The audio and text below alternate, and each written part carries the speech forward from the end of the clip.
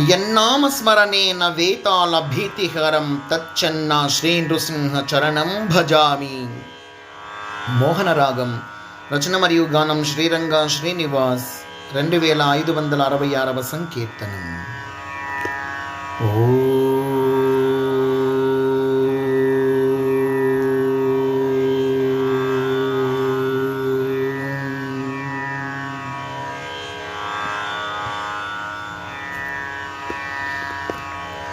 యన్నామస్మరణేన వేతాళ భీతిహరం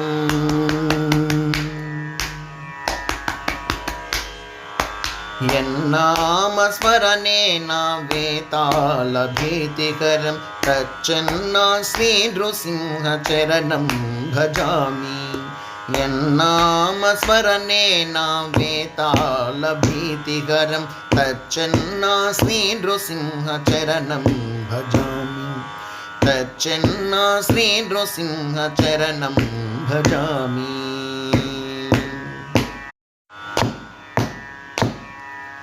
వేద వేదాంత శాస్త్ర విరించేంద్ర సన్నుతం పాద ప్రవిష్టాబ్ద పాతాళ లోకం. వేద వేదాంత శాస్త్ర విరించేంద్ర సన్నుతం పాద ప్రవిష్టాబ్ద పాతాళ లోకం. ఆదిమధ్యాంత శూన్యం ఆద్యనంద ప్రాధాన్యం.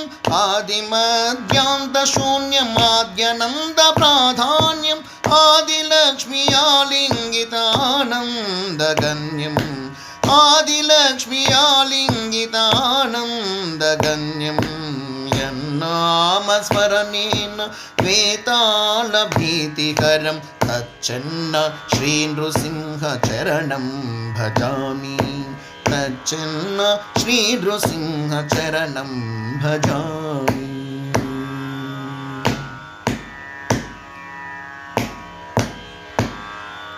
శుక శౌనక హృన్నివాస సనక సనందనధీశ సకల లోక సర్వేశ సుఖద శత్రునాశ. శుక శౌనక హృన్నివాస సనక సనందనధీశ సకల లోక సర్వేశ సుఖద శత్రునాశ.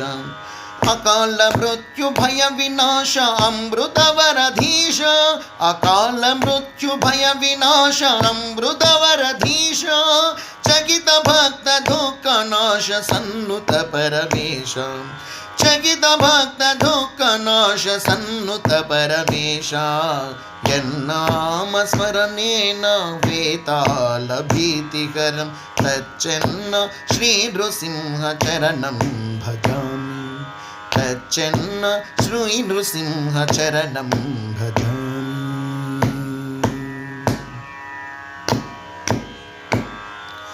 ప్రాణప్రయాణాది భవభీతివారణం. ప్రాణప్రయాణాది భవభీతివారణం. మానత్రాణకారణం ఆరోగ్యధారణం.